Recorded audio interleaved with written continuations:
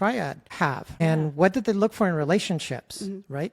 And I made a comment that sometimes you may have your own dark triad or a version of it, or at least characteristics that would attract somebody in the dark triad. We hear a lot from people saying, oh, I ended up marrying a narcissist, or getting in a relationship with a narcissist. And our response usually is, okay, then you got to work on yourself so you don't attract another one. Yeah. Because there's a reason they zero in on you. It's like a key and a lock. You know, that key fits perfectly into certain locks. And there are certain personality types that are very attractive to predators. Predators want prey, right? Right. Predators don't often go around other predators unless they're being territorial. They go after the prey. So the question is, what is it about you that landed you in a relationship with a narcissist, or in this case, somebody with the dark triads? And that's why we're really emphasizing setting proper boundaries.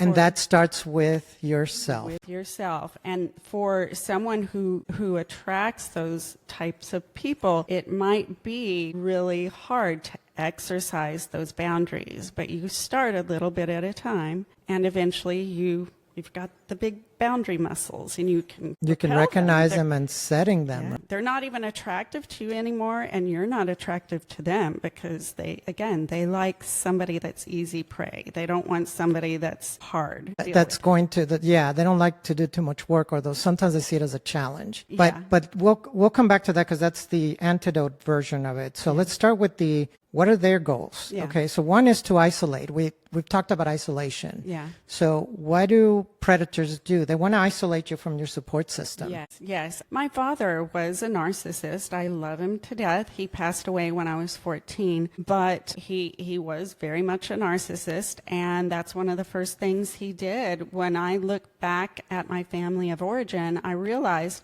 he moved I was born in Iowa. We had a huge family. My mom had a huge network of friends and people surrounding her. Well, what did he do? He promptly moved us to Texas. We were completely isolated. And so when my mom finally did reach out to my grandmother for help, there wasn't a lot she could do.